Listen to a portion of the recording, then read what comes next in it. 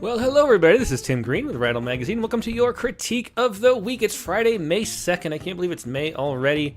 Thanks for being here. We got a great crowd on hand, as we always do, but it's always wonderful to see you, especially after we had a week off. Katie and I were at the Poetry at the Round Top, which is a great poetry festival. Naomi Shihab Nye is always there. Mark Doty was the headliner this week. Kim Stafford, who you know from the Rattlecast, was there as well.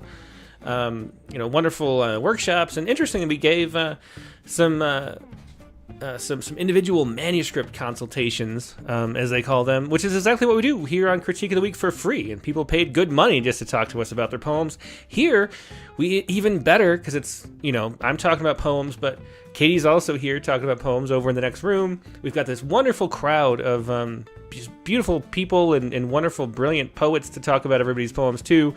So it's wonderful to have this Critique of the Week platform for free everywhere.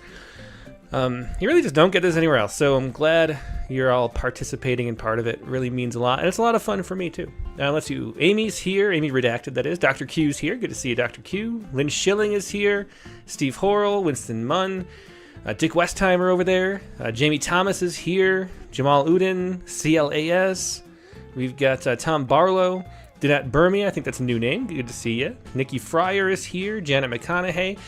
Janet was on the Poetry Space last week, if you saw that, or hope you didn't miss it, talking about limericks. Janet's a big limerick fan, talking about and writing a lot of limericks for this really fun limerick dictionary, so check that episode of the Poetry Space out, wherever you get your podcast. Tara Meslick McMahon is here. Desi Cochran, David S., Sharon Ferrante, great to see you, Sharon. Ali Rowland is here. Ryan McCarty. Mary Keating, Sarah Rashid Khan, Christine Knuvin, I think that's a new name too, good to see him. Winston Munn is here, Katie Dozier, like we said, next room over. Let's see, who else? Haley Ann, Holly York. Yeah, so wonderful. So much introduction to the music has stopped. Anyway, let me get the music back. We'll put the music back for a little bit. As we say, the purpose of this critique is to give that workshop experience like people pay for Poetry at Round Top. And all you got to do is submit your poems. Go to rattle.com, find Critique of the Week under Contents. There's a submission link. Send 2 poems. We'll get to you when we can. If you're a regular participant, we'll move you up in line. So today we're going to start out with Emily Arnold Fernandez, who is here very frequently. Haven't seen her yet, but she's often here for the Critique of the Week. I also saw, not too far away, Ryan McCarty's here. We'll get poems by him. PMB's got some in the queue too. We'll get to him maybe in a week, maybe next week, maybe 2 weeks. So if you're somebody who participates, you get to move up in the line and be at the top of the line. Do one poet who's a regular, so you don't have to wait so long every week. And after that, we'll just go back to the oldest poems in the queue. And what we're going to do is leave as many comments as we can. What works, what doesn't, all that good stuff. Suggestions for line breaks, for general content, where you're following along, where you're lost. I mean, that's a big one, is where you're following along and where you're lost. Also, I should say there's a bunch of people watching. Make sure you click the like button. There's 3 times as many people watching right now as have clicked like so far, and likes really help, especially now. We can get more people on board talking about poems. Okay, so let's take a look at the first poem, and like I said, we're going to start with Emily Arnold Fernandez, who gives some great feedback on this show, and she just, in the general question, she says, where do these not make sense? Where does the meaning or metaphor fall down? Let's get rid of the music now. And where could the sound of the poems, language, rhythm, rhyme be improved, assuming I want to stick with free verse? So those are the questions that Emily asked in the general questions category. Also, she includes a link. So you can find her on Instagram if you want to be friends on Instagram. It's Emily Arnold Fernandez. Maybe I'll show, hang on one second. I'll put it on the screen so you can see if you want to friend her over there. It's like, just like it. The name is her Instagram handle. So find her on Instagram. A lot of people use Instagram. I have an Instagram, and so does Katie. I don't use it much. I keep forgetting about it, completely. But find us there, too. I think I'm Timothy Green Poet. Katie's KHD Poet, probably.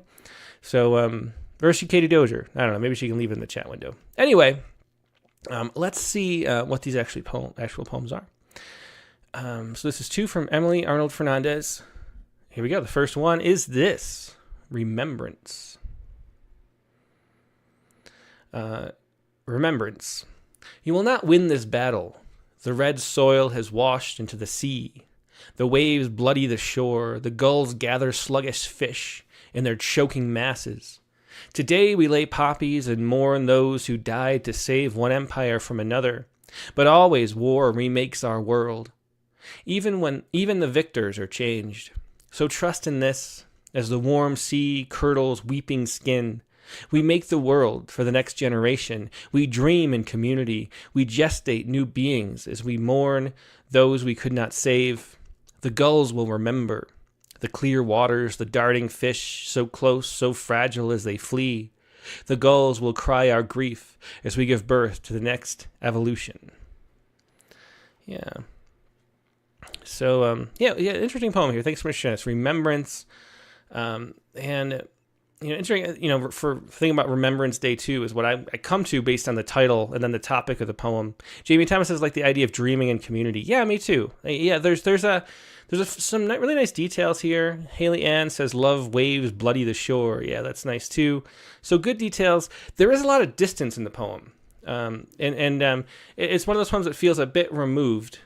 But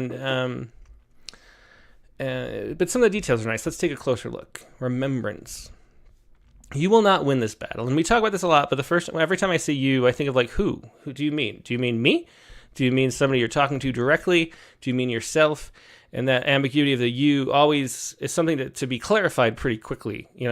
We have to sort of figure out where to situate ourselves when we have a problem in the second person. You will not win this battle.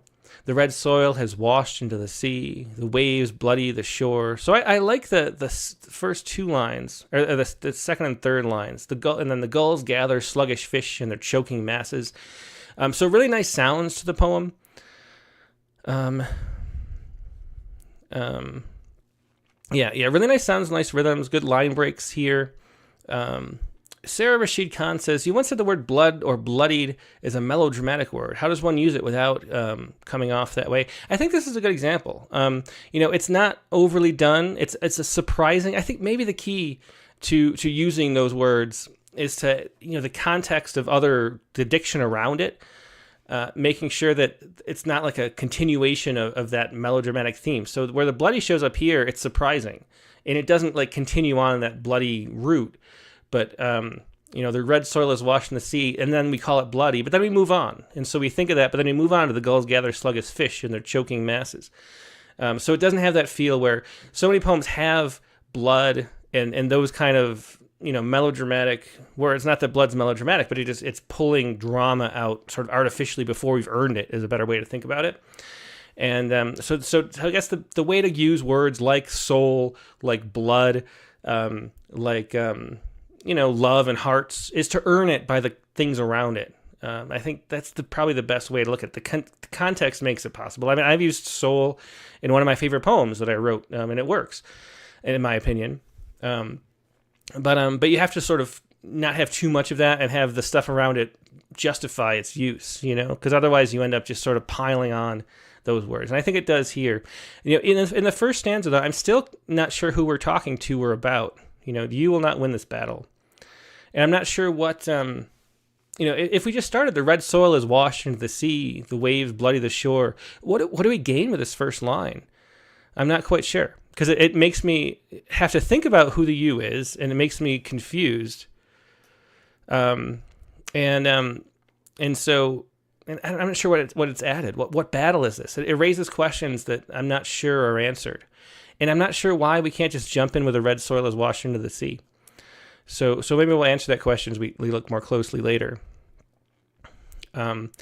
Today we lay poppies and mourn those who died to save one empire from another. Yeah, so does poppies reference World War I? Yeah, it does. That's Remembrance Day, and it's there's that beautiful poppy. Is it an installation coming out of the castle they do? And poppies are the sort of the heart of that Remembrance Day. I believe it's World War I, right? That Remembrance Day is for. Yeah. Okay. And Drive Montijo says, I don't think it's overkill to use bloody in a World War I or other war poem. I was a bit disoriented by the bloodiness going on both ways. The soil bloodies the sea bloodies the shore. Yeah. And as Janet McConaughey says, I think the blood is colored from the red soil. Yeah, exactly. And so I think I don't know. I'm not sure why why we can't just lead with that. And it's a really great image. The red soil washing the sea, making the soil actually red, and it makes you think of the Remembrance Day and all the blood lost during, and then we also have the gulls gather sluggish fish and they're choking masses. So the soil is choking the fish too. So we get a real scene that's like literally true. It's an accurate, it's not like a symbolic going off in some distance type scene. It's really what's happening there. Today we lay poppies and mourn those who died to save one empire from another. And again, so now we went from the you to the we, and the we, as Dick Westheimer said, he'd like to know who the we is now. And so we have the you question, we have the we question. The we question to me seems all, everybody's celebrating Remembrance Day, and that kind of clarifies who we're talking to me, with the first line. But it still makes me think we don't need that. But we're talking about remembrance. And so it's, all of us laying poppies to celebrate and mourn on Remembrance Day. Today we lay poppies and mourn those who died to save one empire from another, but always war remakes our world. Even the victors are changed. So trust in this, as the warm sea curdles weeping skin, we make the world for the next generation. So I really like the setup of this poem. I'm not, other than you, I'm not too lost. I know what's going on. It's followable, and there's really great lines, but I feel like it loses some of the energy and momentum. The concept, but always war remakes our world. Even the victors are changed. It feels like there's missing detail here. This could be elucidated and illuminated more with examples, and we get to see the same kind of imagery and sort of being taken there and the ways that the victors are changed. I'd like to see that.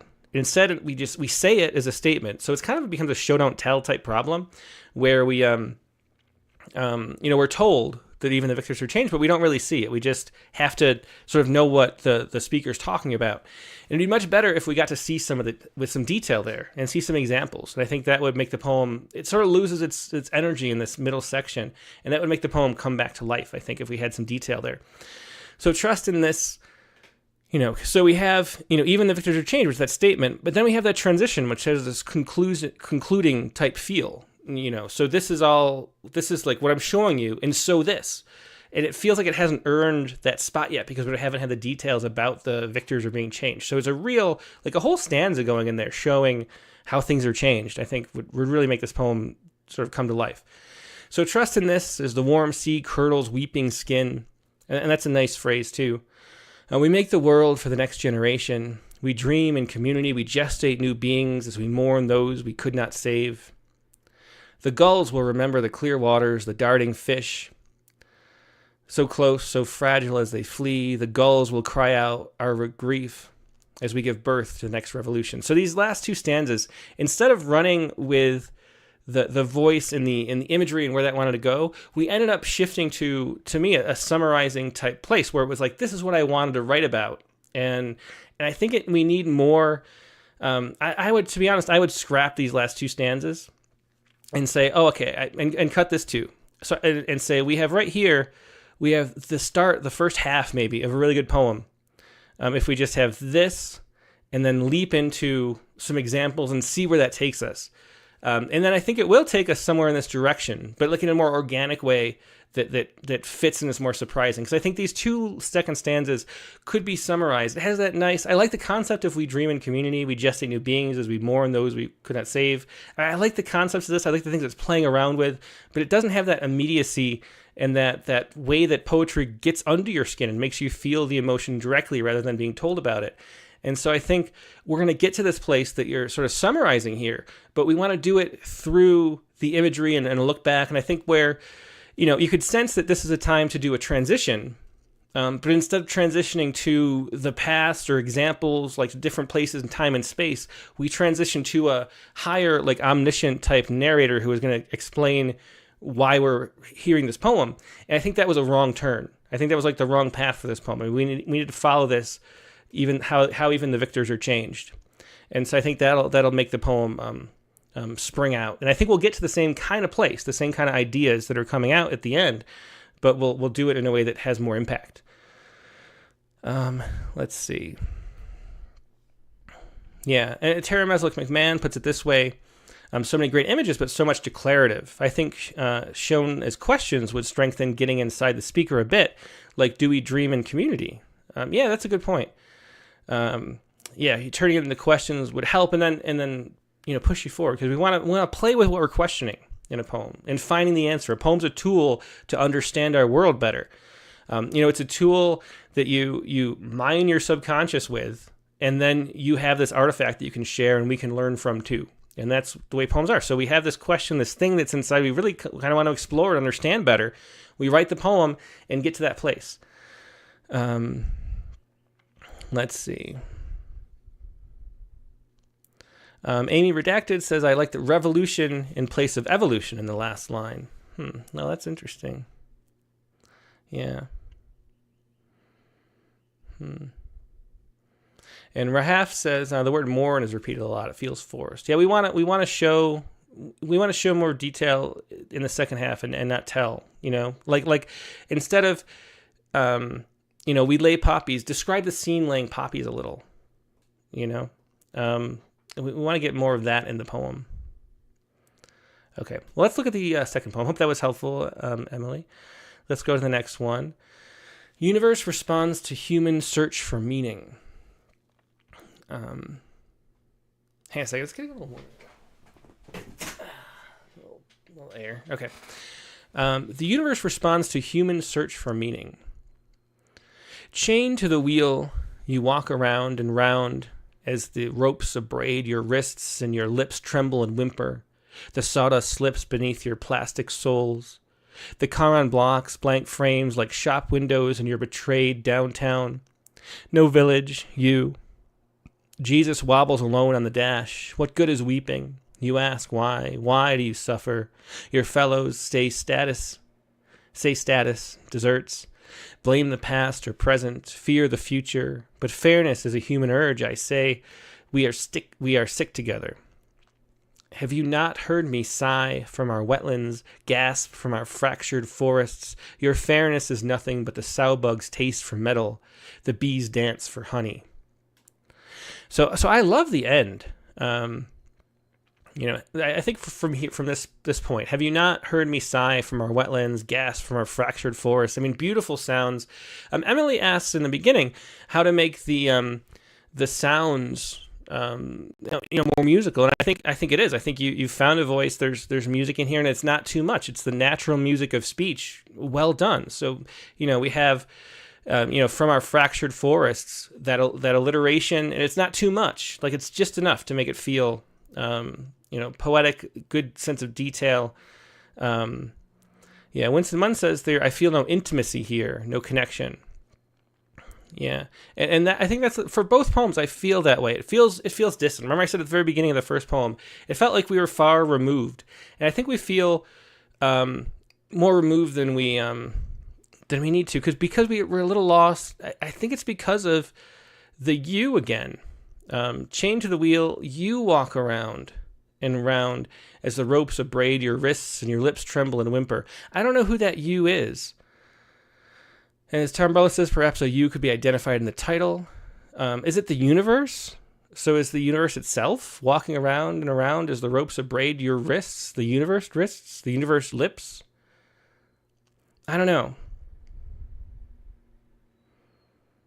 Yeah, and that's the thing. Jamie Thomas says if we could name the I and you, it would open up so much more. And that's the feeling I get. And that's the feeling we had in the first poem, too, where we had this, the subject, the you, the person who was doing stuff was this abstract distance.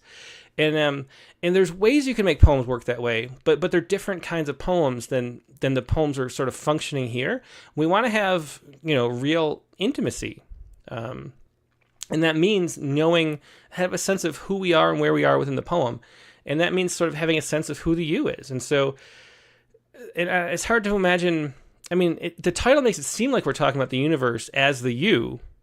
I guess the universe is talking to, never mind. It's the universe is the one speaking, I guess, here. And so the you is the one, is the speaker of the poem. It's a little, yeah. As Haley Ann says, though, but those last lines are freaking great. Somebody said it was farther up, but the second stanza is great too. All these details are wonderful. So I guess I was misreading it a little bit at first, thinking about so the universe is the speaker of the poem. The universe responds to human search for meaning, and then a human search for meaning is the you. So there's some you, and you assume it's the speaker, or the subject of the poem. Sort of the poet talking to themselves as the universe's voice, which is kind of convoluted. Brian O'Sullivan says maybe the title could be something like "The Universe Returns My Email." Yeah, that's great. So, sorry. Anyway, the universe. Let's read the poem again more slowly one time. The universe responds to human search for meaning. Chained to the wheel, you walk around and round as the ropes abrade your wrists and your lips tremble and whimper. The sawdust slips beneath your plastic soles. So for here, they're really great details. With being chained to the wheel, the ropes at your wrists, the sawdust slips beneath plastic soles. But I don't know where to put them because I'm not sure who the you is and why we're doing this. Why are ropes abrading your wrists? So I'm lost within good details, which is something that happens when there's no thread connecting to the subject. We don't know who's speaking or doing in the poem, and so we end up having these really cool images that we don't know really what to make of them. And that's how I feel in this first detail. But then the second stanza, the car on blocks, blank frames like shop windows in your betrayed downtown, no village, you. Jesus wobbles alone on the dash. What good is weeping? I love the great images here, which are even better. There's some nice ones with the sawdust in the first stanza, but the car on blocks, the shop windows, the Jesus on the dash, but then the transition to what good is weeping. I really love that. So I think the voice really finds itself here. Yeah.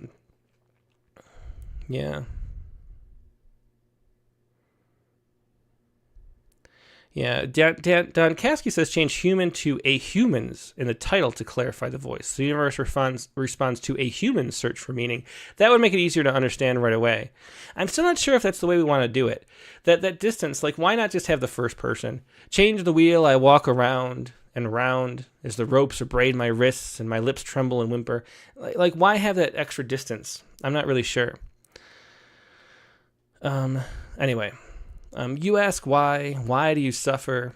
Your fellows say status deserts. Blame the past or present. Hear the future. But fairness is a human urge. I say we are sick together.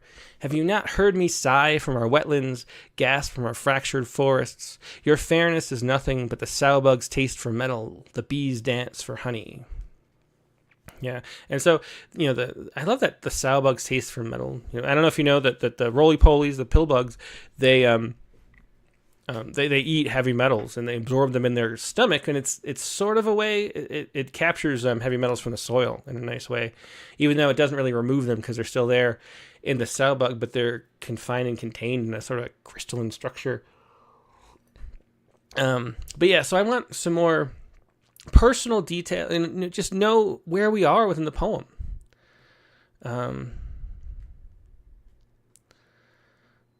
Jesse A says, I'm wondering, is there an instinct to make the poem more universal? Hence the you is not named. I think it's a defense mechanism. I you see this all the time in poems, but like we're asking for more intimacy. And intimacy is, it's putting yourself on the line. It's saying, like, to say that this is what I'm thinking, and that's one of the reasons why we have this idea of the speaker, and that and it's important to keep aware that the speaker might not be the poet. But we think sometimes we just go too far with that and use it as like a shield to like, oh, well, that's not really what I think. And I think the you is a way to say I without really saying I very often. And it's just to feel a little bit of a safe distance. And maybe you need that to get into the heart of the poem to feel comfortable about it. And then you can edit it and change it later. Yeah. Winston Munn says, just open a vein. Yeah. And Sarah Rashid Khan says the last stanza tells me the universe is the one speaking. Yeah, it is. It was a little confusing with the way the title was written, but that's what it is. The universe is really speaking back to me, the I of the poem, the you that's walking around. So if and what I would, if we have the universe speaking, I think part of the problem, if we want to have this second where the universe is actually speaking to you, and it's like a direct address from the universe, we need a few more cues that it's the universe. Like it has to feel that way, like I see you walking around, just that sense of that it's actually a letter or like actually some kind of thing instead of a poem where it's amorphous. If that makes sense. So look up, epistolary poems. What's a good example?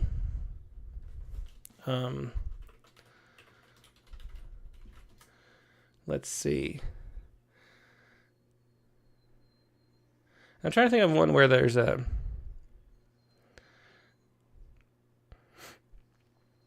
So here's one. This is by Luisa A. Gloria. It's just there's many examples, but this is from Rattle. I don't know, like issue 59. And this is Luisa A. Gloria, dear Federico. And so we know the dear. It's a letter. Where did I read about how everything that counts happens in that space between laughing and crying? But then we have this. Federico, the dead in my country must be like your dead, maybe even more dead. In the mostly dull, often helpless ordinariness of our lives, don't we already resemble the dead? And so because we have this little aside, Federico, then we know that we're told that it's written to Federico, but then we have these like little reminders like that it's direct speech. And I think that's what, if we're going to go in this direction with the universe speaking, we want to do that kind of thing. So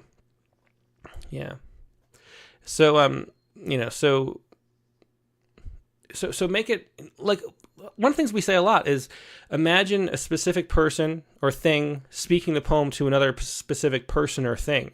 Like how would if the universe was talking to you directly, wouldn't it be more intimate? Wouldn't it sort of know your name in a way, or maybe metaphorically, but wouldn't it have that kind of confidence type vibe? And wouldn't it sort of there's a certain way, a certain cadence to that kind of direct address that it feels like it's missing from the structure of like the syntax in this poem.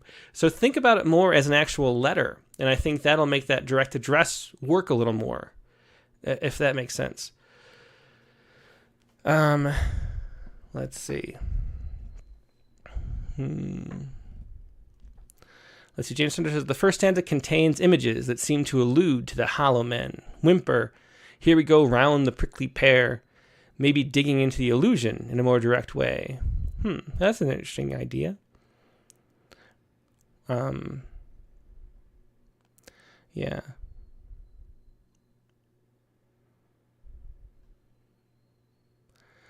Amy Redacted says, what is the hollow men? Men, I see this referenced every single Rattle session. The hollow men. Where's the hollow? Is that in here? The Hollow Men? I'm not sure. Sarah Rashid Khan and Fielder Winston Munn are asking about I said at one point that poets are intellectually conservative. And that's just a broad topic to talk about in the middle of a critique of the week. But what I mean is there is a kind of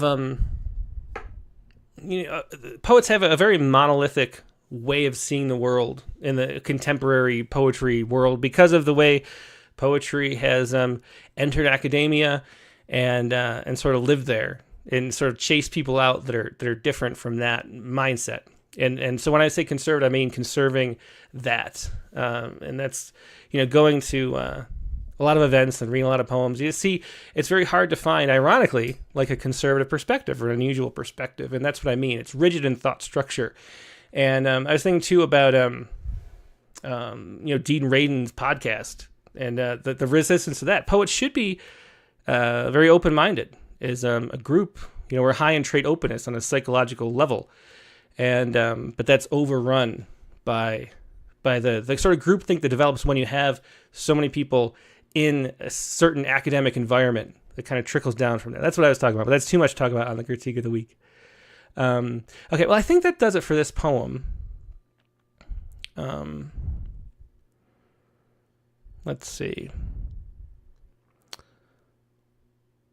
Brian O'Sullivan says, the example reminded me of Wallace Stevens' direct style of address. Oh, thin madame. Yeah, exactly. That's the kind of thing, that Wallace Stevens way is what I'm sort of looking for in this poem that we don't have.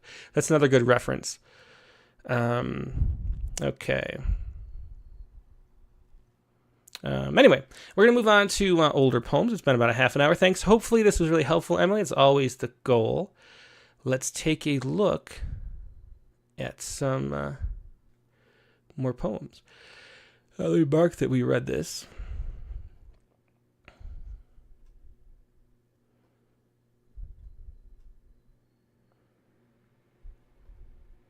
Okay. Next, we're going to go to the oldest poems in the queue. Make sure I'm looking at the oldest one. Yep, I got to flip it around. The oldest one here. Oh, Zev Smelansky, who's been here before. We've critiqued him before. He's in the critique sometimes. I think it's a weird time. He's in. Well, the top here says Romania. Is he in Romania? IL. The submittable went to showing country codes, which hopefully is not a problem. I think IL is Israel, right? So Zev is in Israel. But this first poem is let me read the general questions first. I was so thrilled with the feedback I got last time.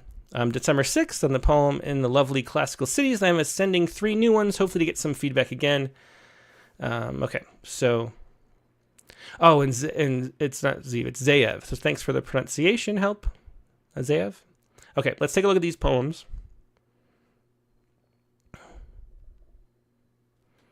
They're 3 very short poems. And we say 2 poems, but when they're this short, if they're like, you can send like a bunch of haiku if you want. You don't have to stick to 2 poems if it makes sense. That's the submission guidelines for Rattle 2, by the way. We say 4 poems or 4 pages of short poems. And what we mean is if you don't have to just send 4 haiku, because we'd publish more than 4 haiku hopefully at once anyway. So send like 4 pages of haiku if you're submitting haiku, that's what we mean. And the same really applies to Critique of the Week. If they're tiny poems, feel free to send more than just 2. But here's Zayev's poems. First one, Romania. When you think of Romania, think again, perhaps there's a man there, wearing woolen trousers, while outside a pale sun sets. So that's really interesting. I like the compression, the hint. It sort of suggests a lot of story, but doesn't give you a lot of story. Let's read it again. Romania. When you think of Romania, think again, perhaps there's a man there, wearing woolen trousers, while outside a pale sun sets. Yeah, Jamie Thomas says, why do I love this? And I'm not sure I like it. This is one of those poems we'd get as a submission, and I would think, I like this. Does it do enough? And then I'd sort of show it to Katie and like, is this poem do enough? And then take it to Alan, talk to Alan about, is this poem do enough? And I don't know. I'm not sure it does enough, but I'm not sure what that means either. Does it, would it justify being there in the table of contents? Do you remember it long enough after the fact? I like it though, either way. Yeah, and maybe this is a great suggestion by Emily Arnold Fernandez. I'd love to see a title that isn't Romania, since that's repeated in the first line, and maybe that is what can give us the enough. If you think about the structure of a haiku, or the bigger fractalized structure of a haiban, which has a similar effect, so much is about the cut and the sort of the distance and the leap between the 2 halves, the 2 parts, the 2 worlds in one breath that a haiku is. There's that leap of disjunction. Where so much like lives in between there, and it's your mind sort of combining the gap in that makes the poem really sing. That's how haiku work. And if you had that where the title was something sort of that seemingly didn't relate, but then did in this sort of distant, sort of metaphoric, leaping, abstract kind of way, that would be enough, whatever that means in this poem, I think. Because I really like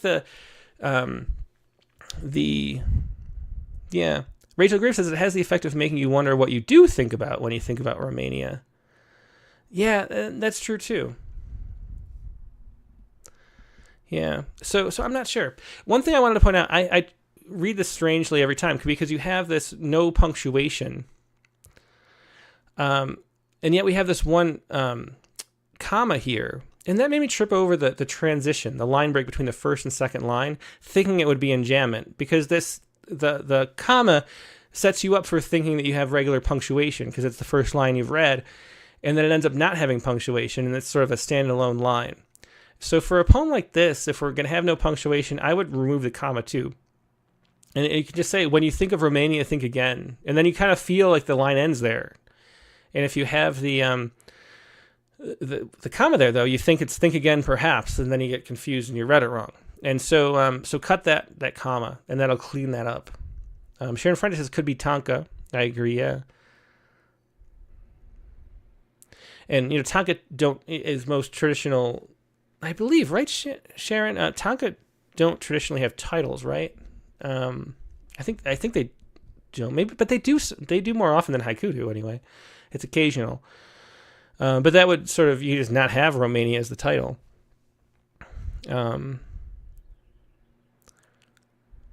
James Spencer says, yes, need another title. Mary Ruffel in Bulgaria uses a place with sparse details in a similar way, but we need to see more of Romania somehow.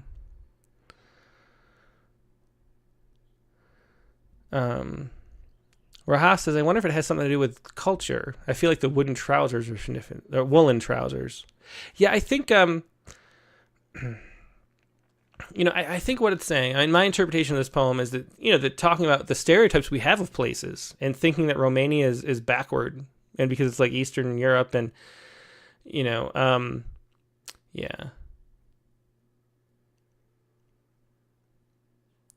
But yeah, so you think of like the stereotypes that you have of Romania. I think that's how I imagine it. And so it's sort of pointing out that stereotype that you have. And I think that's the point of the poem.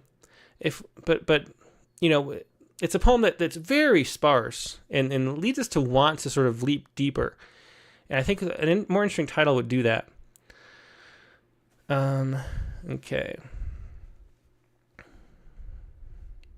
Yeah, Amy Redacted said it needs more. And it makes me wonder too. I mean, I'm trying to think of like a good example of but there's a 5, let's see. Who I'm trying to remember this poem. It's like a glove. Let's see. Rattle. I can't remember exactly. Oh, there we go. Yeah, I knew it was by someone, the first name Jose, and the poem was glove. That's enough. Okay, so here's... Oh, no, that's not the right one. So this is 5 stanzas. Well, since I talked about it, this is a great little poem. But I thought maybe we have a different poem that has 5 fingers. This has 5 stanzas. But anyway, gloves. Let's just read this for fun. Jose Angel Araguz. Gloves. I made up a story for myself once that each glove I lost was sent to my father in prison. That's all it would take for him to chart my growth without pictures, without words or visits. Only colors and design, texture. It was okay then for skin to chafe and ash, to imagine him trying on a glove, stretching it out, my open palm closing and disappearing in his fist. Yeah, it was a great little poem. I was thinking that was 5 lines. Is there a different one? I think there is, but anyway. I think there's one that's 5 lines that we had about a different glove. But I can't remember any more details. Anyway, it's interesting to know how to come through with a poem this short. And Tonka is a great example of how to do that. So look up some Tonka, I guess. Let's see. Maybe I'm thinking of Charles Simic. Maybe I was weaving those 2 poems together. So Desi Cochrane suggested a Charles Simic poem. Mike White, maybe, Tom Barlow says. I don't think it was Mike White. Anyway, we got to move on. But yeah, so interesting kind of how much can you get in these 5 little lines. Amy Redacted said, I can write a poem about a Romanian man and it'd be more interesting because my ex from Romania was schizophrenic. Interesting. Okay. Well, let's read another one of these short poems. Love. In the pre-morning darkness, long before the radio clock starts to creak or Strobetsky's bus to rumble, a freckled hand on a limp dick. Okay. So this is a much more, you can see the arc of this poem more clearly as something sort of fully developed. So we set the scene, and then there's the surprising last line. And then to call it love is the kind of thing that we were talking about before with the last poem. Like, Romania doesn't do this. But calling the scene, I mean, imagine if the scene was, or the poem was called like, well, I don't know.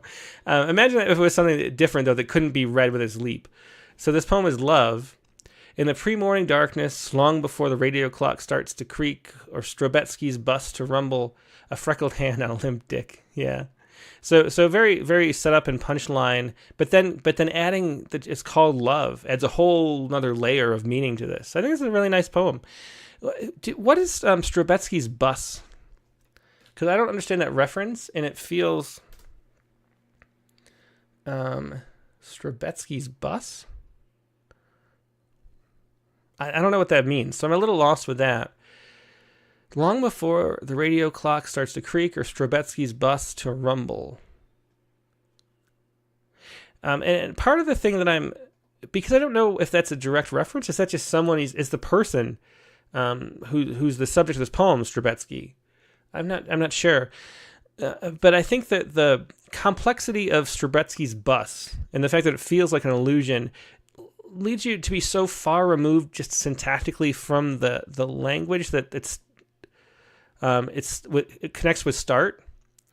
So I think I would add, if you don't clarify this, I would add starts again.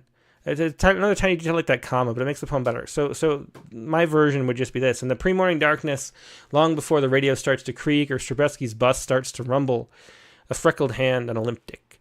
Or maybe a different way. There's something a little off about this line. I don't think that actually solves it. The starts is too close. Maybe just a different verb. But we need maybe just rumbles? Or begins? I don't know. There's something a little bit weird about the way this one line, and it's a 3-line or 4-line poem, so that stands out a lot. Rahaf says maybe the name of the company manufacturing / owning the bus. Yeah. And creak is a weird word for a clock, someone points out. Yeah. Dry Montino says a bus the lover takes to work. Yeah, that's what I was imagining it. Yeah. But I do like it when there are poems that have, these kind of questions that remain a little unanswered. There's some sort of mystery, and it's great to have a hint of mystery. Notice that we all like both these poems anyway, even though there's a lot of mystery to them. It doesn't tell the whole story because of the little concrete details. Enough detail here sets the scenes, makes us interested in this magical space the poems was created, and then and we enjoy the fact that we don't quite get it, and that we're missing a little bit, and we're not sure who Strobetsky is, and so. Yeah, but I do think these tiny little edits, I think, sorry, I think my allergies are coming on in. I always have early May, a little bout of 1 week allergies.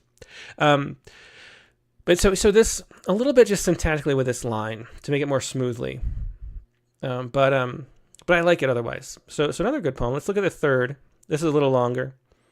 De Profundis. On the way to the colonoscopy, pretty cotton clouds drift in the sky above the bowels growl. Alarmed, the idea sleeping next to the same woman for so many years. Fantastic. On the way back, the sky is already pink, and at least in one corner purple. The bowels bark outraged. 2 little polyps, said the doctor. Disappointed. Come again in 2 years. Same woman all the time. That's how it ought to be. De Profundis. Yeah. Gene Center says, funny start. Yeah. De Profundis. On the way to the colonoscopy, pretty cotton clouds drift in the sky above, the bowels growl, alarmed. The idea, sleeping next to the same woman for so many years, fantastic. I really like the movement, and we, all 3 of these poems set us up so we know that where we are. We're not lost. That's the thing we talk about so much. Like help us not be lost in the poem, and we'll enjoy it. And here you go. Sarah Rashid Khan says, I enjoyed the beginning, but not the ending. Let's keep reading. The idea of sleeping next to the same woman for so many years, fantastic. On the way back, the sky is already pink, and at least one corner purple. The bowels bark, outraged. 2 little polyps, said the doctor. Disappointed. Come again in 2 years. Same woman all the time. That's how it ought to be. Yeah, so Sarah Rashid Khan says, I enjoyed the beginning, but not the ending. I think the ending could give more clarity and more of a punch. And Sarah Greaves says out of the depths equals de profundis. He looked it up. Yeah. So is that out of the depths? Is that what that translates to? That's surprising. I thought it was just of the profound or something. Yeah, from the depths. That makes it. That's a great title then. Oscar Wilde has a book called De Profundis. I didn't know. Okay. Yeah, so that's a funny. So all these poems have this funny aspect. They're really nice. One thing, a couple of things I don't understand. I don't know. There's such a disconnect, but I find it pleasurable. So I'm not even sure what to say about these poems. The sky is already pink, and at least at one corner purple. The sky was already pretty cotton clouds drift in the sky above. So we have this sort of similar description almost of the same. We don't say pink, but it's sort of implied by the clouds. And then we have the same description again. And that line is the one line that I felt a little like unhappy with. Like I was less interested in that. I was kind of like, again. And without a reason for it to be appearing again. So I wonder if the sky could look different or why that's the same. But otherwise, I think and I do love, as someone pointed out, the two little polyps of the doctor disappointed. That disappointed says so much. And then I'm not sure about, these are two sections, like you're going to the colonoscopy, but thinking about this.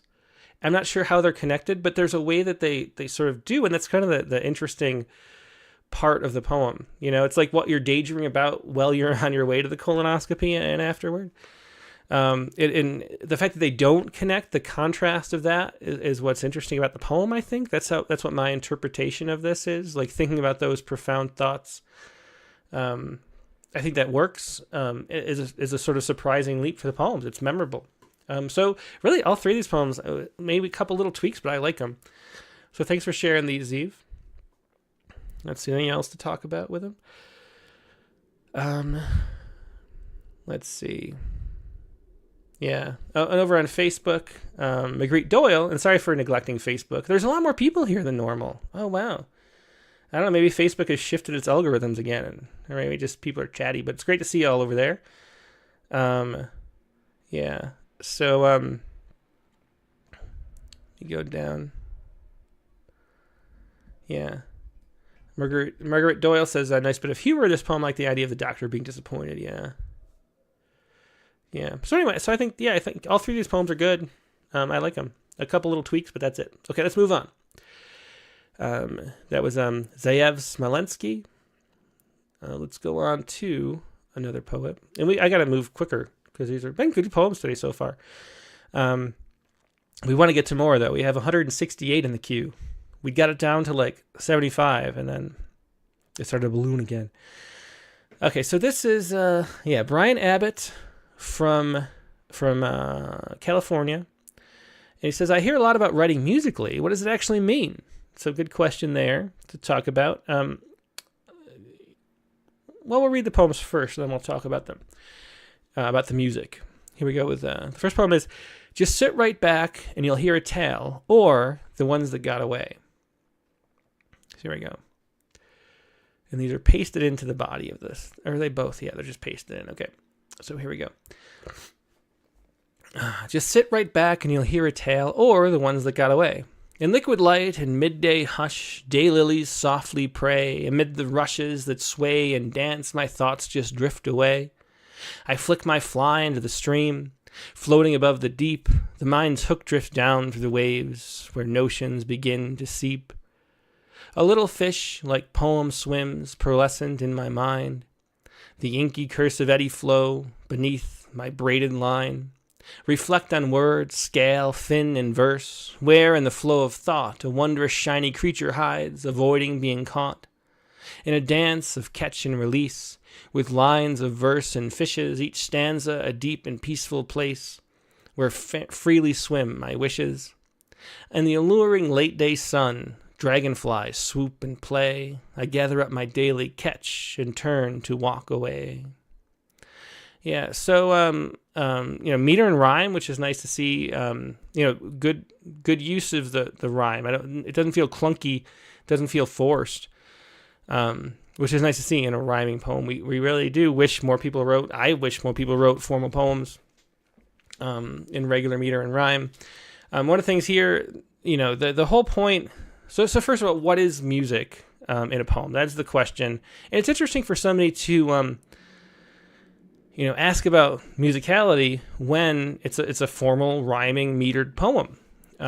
Even though the meter's not consistent. So we'll maybe talk about that a little bit. There's some places it's not. It shifts to like anapestic in places, and there's too many feet in places, but it's mostly in a sort of ballad form.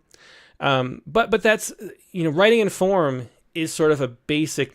What music really is the dance of the sounds of the word in space in your mouth as you read the poem. That's what the music of speech actually is. And the way you would do a dance by repeating motions to a rhythm, that's what actually is going on, is that there's certain sort of motifs that are set up, certain rhythms, certain sound shapes as your tongue goes from the easiest example is that in the station at the metro, the apparition of these faces in the crowd pedals on a wet black bow, and you feel where the sounds are made with your tongue. Ow. It's moving forward in your mouth. Every syllable, every sound has a place where it's actually made, and you feel that as you're going through. And having patterns within that is what actually has to do with meter. And it can be different sounds. The rhymes have similar, so the actual like sound forms repeat regularly. That's what a metered poem is. Every fifth beat, you'll have a certain rhyme or something like that.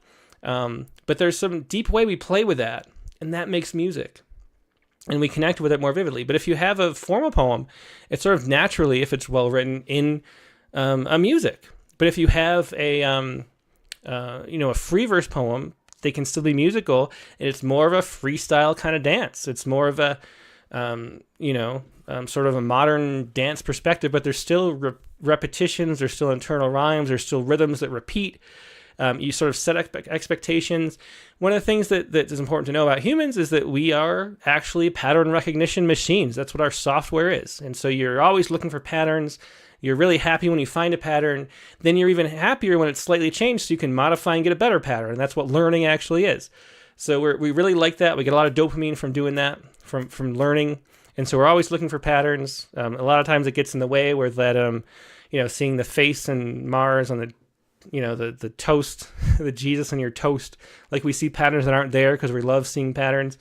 But we're looking for patterns. We're looking to adjust our patterns, and we're rewarded for that internally. We like that feeling, and that's why we like music. That's why we like the music of speech, which is poetry. So that's my, 4-minute sermon on the music of speech, and what music means in poetry.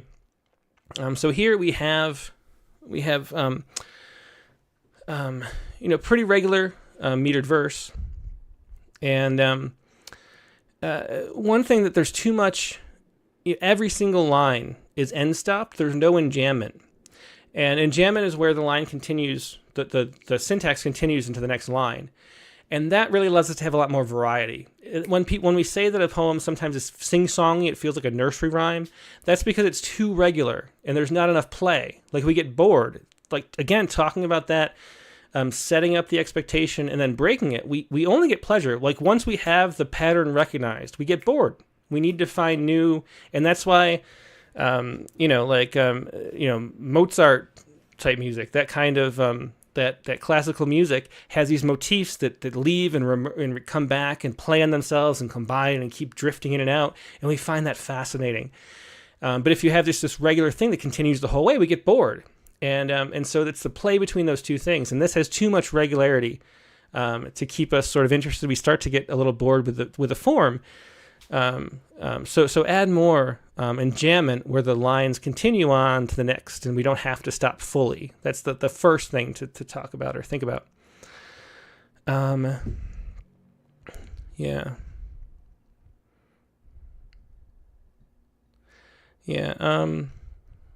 Let's see. Dry Montito says this: if the hearer notices no patterns, it is not experienced as music but noise. Yeah, exactly. And that's why people say like, "Oh, rap" or whatever is not music. it just comes across as noise. And sometimes you need you need experience reading and stuff to hear patterns too. Okay, so just sit right back. You'll hear a tale, or the ones that got away. In liquid light and midday hush, jay lilies softly pray. Amid the rushes that sway and dance, my thoughts just drift away. So the drift away as a rhyme, I think it's probably the most forced feeling rhyme in the poem. Like, it didn't feel like it was in the flow yet. My thoughts just drift away is sort of a throwaway line. I think that leads it into I don't know, could do better there. I flick my fly into the stream, floating above the deep. My mind's hook drifts down through the waves. See, this is where the meter gets up to. I flick my fly into the stream. 4 beats really clearly. And then a lot of times we have 4-2-4 is the general, or is it 4 beats and 3 usually? Floating above the, 4-3, which is the traditional ballad form. But then my mind's hook drifts down through the waves. So this line is just way more than 4 beats to me. And so that's what I say when the meter's not quite consistent on that level. Where notions begin to seep. A little fish-like poem swims. I think fish-like needs a hyphen. Pearlescent in my mind. Yeah, Ali Rowland says it sort of almost lulls the reader to sleep. Yeah. A little fish-like poem swims pearlescent in my mind, in the inky curse of eddy flow beneath my braided line. So that, I think on its own, that's a really nice stanza. Reflect on words, scale, fin, and verse, where the flow of thought, a wondrous shiny creature hides, avoiding being caught. So I like that too. So I think these two, maybe the best 2 stanzas in the poem.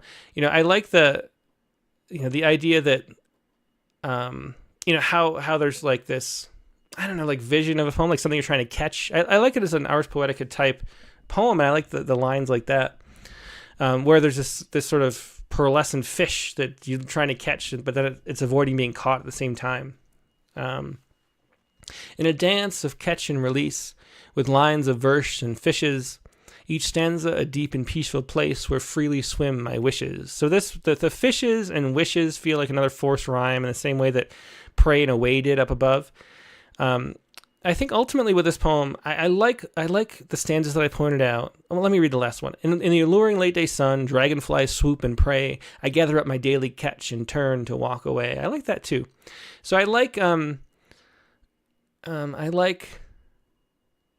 these two and the last one. And I wonder if the poem can just sort of be these lines, man, and work on them a little bit more. But I think the poem feels too long for what it's expressing. And I think it could just be 3 stanzas instead of all this. A lot of it feels like padding. In addition to the meter being somewhat off and liking more enjambment. Yeah. Janet McConaughey says, keep it a metaphor.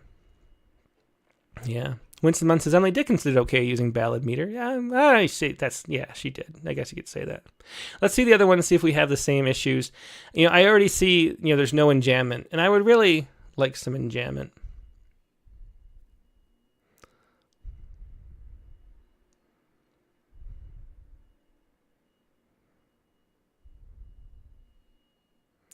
Yeah. Let's see.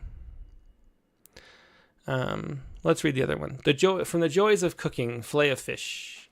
Coming home with my catch in hand, tossing it to the sink.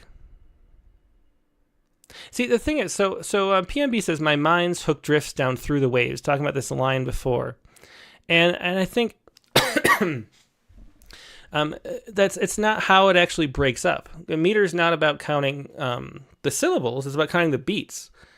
And you can see it sort of even more clearly maybe in this example. Where were we just now? It's not tossing it to the sink, and so we have 3 beats. It's actually tossing it to the sink. It's only 2 beats. And I always forget which ones, which feet they are, the dactylic, the names I'm bad with remembering labels. That's actually why I'm a poet and not a doctor, because I hated anatomy as an undergraduate, and it just bored the hell out of me. And it just feels like anatomy, labeling the different feet, like anapests. I lose it, but tossing it too. Tossing it. Yeah, a dactyl. Thank you, Desi Cochrane. Some people can keep track of this stuff, and I just can't. So it's a dactyl. Tossing it to the sink. Like, if you're just breaking it up and saying every two syllables is a foot, that's not how meter works. We're not a syllabic language like French. We're an accentual language like English. I mean, in English. And so it's the beats that we count. And actually, there's a reason for that, too. Yeah. So Deb T says tossing it toward the sink. That would make it 3. Yeah, there's a reason. You can actually see it. On one of the poetry spaces, I think it was, when we talked about meter, I posted a the waveform of some lines of poetry. The actual, you can see where the things are. And we actually, because the stresses are louder and longer, you can just visually see within the waveform. And what we do in English, and in French, which is syllabic language, and other syllabic languages like Arabic, every syllable is about the same length of time too. But what we do in English, because it's a stress-based language, we say the stress syllable, and then we cram the unstressed syllables in the space in between. And that's the natural rhythm of our speaking. And so if you actually look, there's a regular interval between the stresses. It's not a regular interval between all syllables. And so, yeah. So anyway, so that's why, to me, the meter feels off. It feels very tied to the syllables, as if it's all, like iambic, but it's not. There's different feet in there. So anyway, that's my... So work on that, and then have some enjambment, because it just feels sing-songy when you end up ending each line with a full stop. Okay. Coming home with my catch in hand.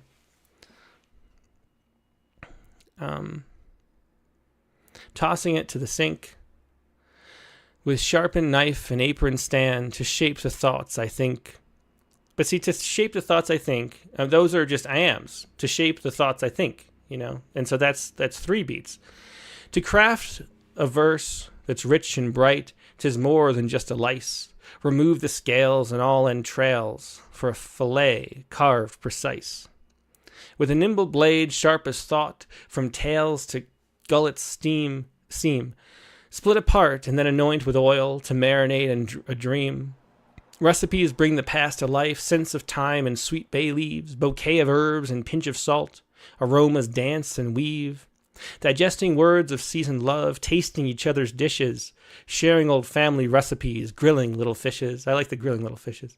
After it's cooked, it's not quite done. It's still not quite done. A fish must taste, smell, and look great. Considering the presentation, it must jump off the plate. The tasty words in each other's mouths sprinkle with spicy grace all good things done in their own time. Amen. A smile upon chef's face. What was once an iridescent fish, free and flowing stream, is transformed here to a tasty dish, the flavor of our shared dream. So again, very similar. Dick Westheimer says this one has more inversions to make it feel archaic. Desi Cochrane says very Dr. Seuss. Holly York, sense of time. I love that. Yeah, that's nice. There's some nice details in this. I like the formal elements. My main suggestion would be to read more modern formal poets. A.E. Stallings, Rena Espaillat, A.M. Juster, and get into the because it does feel not just for the inversions, but there's a lot of archaic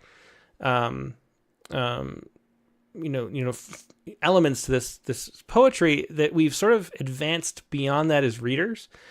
And Rachel Greer says the first one felt more natural. And to make it feel natural is really the key. Like the best kind of formal poetry, and my favorite poems, a lot of them are formal. I love Kim Adenizio's sonnets, there's so much that I love, all the poets that I mentioned and more. But the key is to make it feel natural and not forced like this, and not so having more enjambment, more natural language. Rina Espaillat's a great poet to check out. So I would emphasize on that because it's tough to. And then the other thing too is that we have another similar to the first poems we looked at. There's a distance to the way the poems are expressed and look at themselves. I don't feel like I'm here with a family cooking a fillet of fish. It's a lot more abstract and it's sort of focused and it loses intimacy because of that. Yeah. So anyway, as Amy said, I liked it. It just went on a long time. And yeah, I agree too. Like there's a lot to like in these poems. I think just some thinking about more modern poets and reading more of that would really help, and condensing too. So both poems I think are twice as long as they should be given the topic. I said that for the first poem. I feel the same way as somebody else said here. Janet McConaughey said too. A sequel poem one could used to be maybe half the length. Yeah, both of these could be half the length, I'd say. They sort of go on too long repeating the same thing. Yeah. Okay, we'll do one more poet. We gotta try to catch up a little bit. And next in line, let me not reveal anybody's personal contact information. This is Joselyn Hernandez from Charlottesville, Virginia. A question: I would like to focus on the flow, perhaps the enjambment of the text. Oh, that enjambment word came up. I newbie to writing poetry. Perhaps any other commentary on structure would be helpful. Okay, we have 2 poems here. For a newbie, it's great. Thanks so much for being here. And we're all newbies once. So wonderful to have you. Let's see the poems. 2 poems. One, it's very short lines, but it's a bit long. And the other one is a typical sort of shortish poem length. So let's see. Flagstaff, 6:44 p.m. It was Flagstaff, 6:44 p.m. It's often sad to think of all the times I wish I had a father that cared. One to have taught me things about boys and their ways of breaking hearts. One to have offered comfort and hugs and it's going to be all right. One to have listened to me in times of distress. One to eventually offer my hand when at the church pews and cry at the sight of my white dress. It's often sad to think of all the times I wish I had a mother who saw. One to have listened to me, cries of my youth when sexually abused. One to have conversations about a new point of view. One to eventually bring around to her future grandchildren for cuddles and food as they laugh and shriek underneath blue skies and eat beneath earthly hues. Now as I come back to reality, I'm reminded of my capabilities to free myself of teenage stories and anguishes, and to live in the present melodies of a life unfolded, with fingers grasping at solar eclipses and feet supplanted in desert sand. I love that the love I share is not just afflicted with pain and fear and a parent's misuse of power, though it is as deep and profound as the wounds of a generational line. A testament of time, I stand here now in all my glory, admiring the wonders and pleasures of my human experience, remembering the endurance of all life's heartaches that brought me here. When I ache, I remind myself that I am safe, acknowledging all pains for sakes, and conditional praises as metaphorical chains that kept me from reaching higher states of being. Never wanting to impose, I leave it up to each other, I leave it up to each their own to decipher life's grave mysteries. For all I can say is, understanding I have me, myself, and I at all times is enough to set me free. Yeah. As David said, so maybe the lines could be longer than 2 to 4 words. Yeah, so it's the main thing. So I feel like this poem, it's so often we get poems, we see poems that don't really, they're sort of poems in search of a reason for being, like they don't really know why they're there. And this poem is really functioning like a poem. The arc of the poem, what we're talking about, is really important, I think. And you can feel the weight and the importance behind it. But as Desi Cochran says, as personal as this poem is, the way it's told isn't helping me feel what the poet is describing. And Deb T says, a deeply felt poem, we just need more specifics of her story. Danette Burmia says less telling, more showing. And I think, yeah, so where the poem, so as you're right, so this has this kind of journal type feel to it, like it's my own journal, and I'm pouring my heart out here, and we can really feel that aspect of it.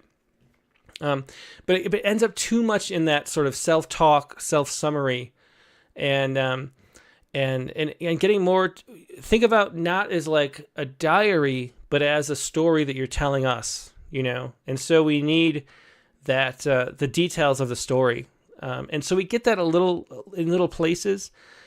I think it's a nice start. It's often sad to think of all the times I wish I had a father that cared, one to have taught me things about boys and their ways of breaking hearts, one who've offered comfort and hugs. It's going to be all right. Like when we get into details like that, we can sort of connect a little bit, but we need more of those of the story. If we're going to say, there's sort of two options to go in a poem like this too. We have, I wish, it starts out, I wish I had a father that cared. And if we had all these examples and images of the ideal imagined father that cared, that were specific and concrete and told a story of someone who did care, we could get the sense through that, the feeling of that loss and not having the father that did without actually going to that place. Or we could take that transition and say, I wish I had a father that cared, and here's all the ways he didn't, and this is what actually happened. But we're not getting the story. We're getting what the meaning of the story behind it. And so, and as Winston Munn says, instead of sexual abuse, describe the sound of the door opening and the footsteps toward the bed. That's an example of the show don't tell sort of mantra in writing.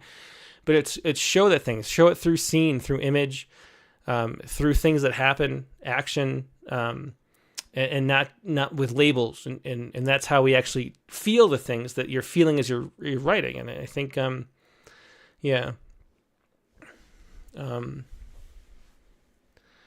Ali Rowland says, maybe if the poet rewrote this as prose, then extracted the more poetic bits and made those into a longer lined poem. Yeah, and Holly Dirk says strong emotions here that could be illustrated by some examples. Yeah, it's always detail. In real estate, it's like location. In poems, it's detail. That's the thing, that concrete detail that paints, that makes us enter. A poem is like a painting that you enter. And we need to have those details so we can create that experience of entering the actual physical space and scene. And so that'll help a lot. Let's take a look at the second poem. And it's the shorter one. And this is the last poem for day 2. I stole some tomatoes to write you this poem. Walked up the sliding glass doors, asked the worker where the tomatoes were, and just as soon walked out.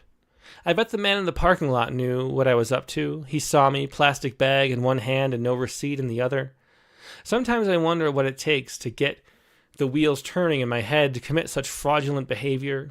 A combination of shaky morals and quick wit lubricates the mind to keep me on my toes. I figured I might as well keep running, maybe even deposit $1 in the Salvation Army bucket to the man with one bell in his hand and the other in his pocket, hoping maybe I too will be saved.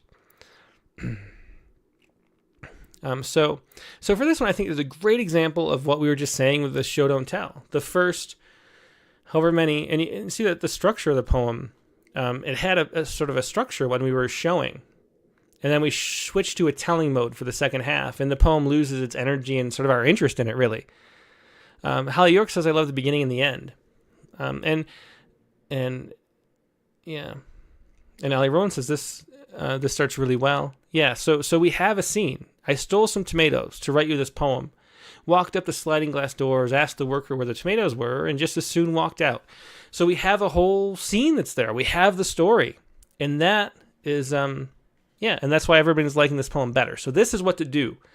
Do that, apply that to your old poem. Like, have things happen, tell a story. Poetry, it's we treat it like it's different from fiction and writing stories, but it's storytelling too. It's an oral tradition of storytelling through that music of speech we were talking about earlier. And so don't shy away from telling the whole story. Okay.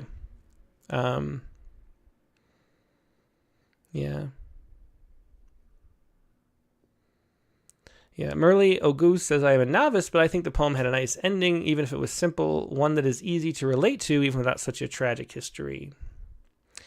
Yeah, so it's not working. Let me read the poem one more time, and just pay attention to why this is working, why there are the details, and then how we get into this mode where we're telling instead of showing, where we're telling us what to think instead of just demonstrating it.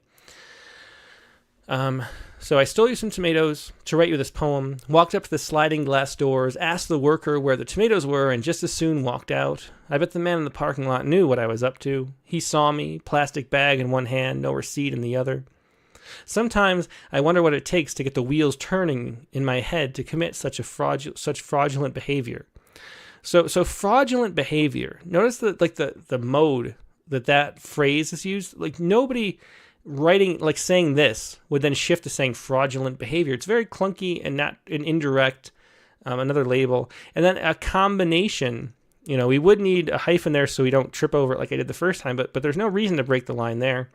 So we get into it's sort of away from the story into like being self-conscious about the way we're describing what to make of the story. And that's just not as interesting as the story itself. A combination of shaky morals and quick wit lubricates the mind to keep me on my toes. I figure I might as well keep running, maybe even deposit $1 in the Salvation Army bucket. If we just cut this, let me do this just really quick. If we cut out those lines, the poem actually works, I think, a lot better. And you can see just where just sticking to the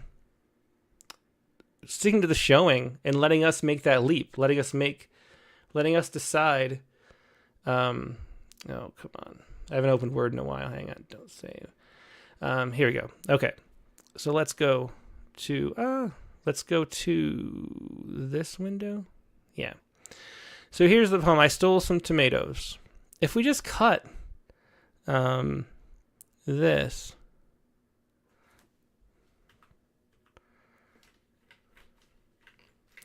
if we just did this, hang on, yeah. If we just cut that section, sorry, my keyboard is a little different on this computer. I'm used to the other one. Okay. Yeah, just make it like this. And what if we just did that? We just stayed with the story. Oops, we lost me. There's me. Just stay with the story, with the details of the story. Just tell it. And then the poem works a lot better. So I stole some tomatoes to write you this poem, walked up to the sliding glass doors, asked the worker where the tomatoes were, and just as soon walked out. I bet the man in the parking lot knew what I was up to. He saw me, plastic bag in one hand and no receipt in the other. I figured I might as well keep running, maybe even deposit $1 in the Salvation Army bucket to the man with one bell in hand and the other in his pocket, hoping maybe I too will be saved. And then so we have this little story. The whole thing is just a story, and then we make all those moral thoughts about it become our responsibility as the reader. And that's the way, when we say like inviting the reader in, the reader is a participant in making the meaning in the poem, And so telling the story, sticking to those details, and letting us jump to the conclusions and draw the conclusions from it of why we're being told this, how the meaning fits. That's the way to go. So that's as easy. Just cut out that stuff. And that's what we were talking about before with the last poem. It was someone's suggestion, I think Ollie Rowland maybe, to write it all as prose and then pull out the details and then turn just those into a poem. And that's what we wanted, are the details of the story, that we can build the scene ourselves and be a part of it, a participant in it, and then we make the meaning. And as long as you're going, as long as you're following the instinct of what you need to tell, there's a way that poetry is pulling up the things that need to be said that are in your subconscious. As long as you're following that and not forcing that out, the images will reveal themselves in a way that tells the story that needs to be told. You kind of have to have faith in that. One of the things about writing is developing the faith to know that the images that seem like they're randomly coming to you are the ones you need to go and follow. And if you do, we'll understand and go in that same place too. And so that's the direction to go with your poetry overall.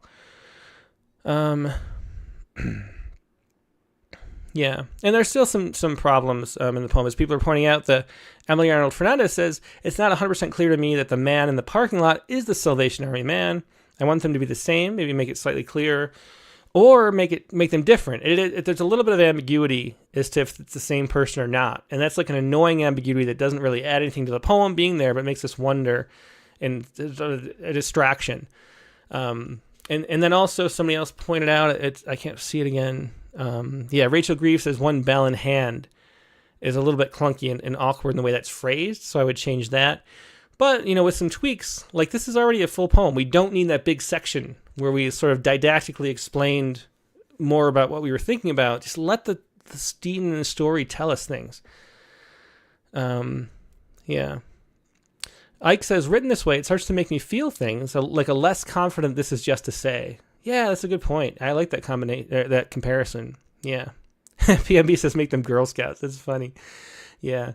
All right, well, that's going to wrap up the Critique of the Week today. Thanks, everybody, for being a part of it. It's always so much fun talking to you about poems every Friday afternoon. Again, if you haven't clicked the like button yet, please do. Whether it's Facebook, we always have a lot more people watching than have clicked like, and that always helps. More people find it later.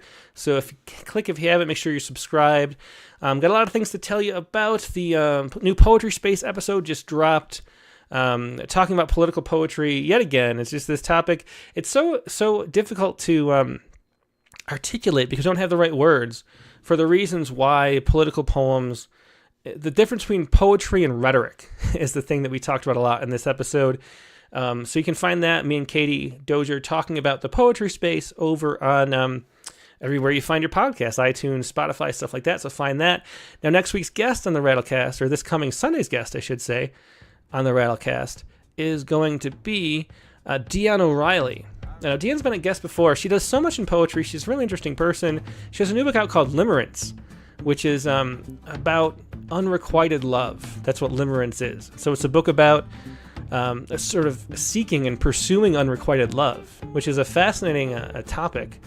That's her new book, Limerence, but she's got other books too. She's also the host of the Hive podcast. She's got a new project she's working on with poetry written in altered states, which is fascinating too. So we'll talk about that, some examples of that too. That's this Sunday show. The prompt, it's been a long time if you don't remember the prompt. The prompt for this week, and you had 2 weeks to write this one, was to write a poem about a time you had to do someone else's job and found the results surprising. And that's going to be your prompt. Write a poem about a time you had to do someone else's job and found the results surprising. You've had almost 2 weeks, but you have 2 more days if you haven't written yours yet. You can share it on the show in the prompt lines portion in the second half. Got a bunch of great episodes coming up the week after. Liang Lee is going to be the guest. We've got Jennifer Jean and and Hannah Ahmad, an Iraqi poet. They had a book together translated by Wada Quis. That's going to be May 25th, a really fun show at noon Eastern time then. Kat Lehman's going to be on, Rich Yeomans, Matt Mason's going to be here. Great episodes coming up on the Rattlecast. So hope you keep tuning in. We'll see you then. Hope you have a great rest of your weekend in the meantime, and we'll talk to you later. Goodbye.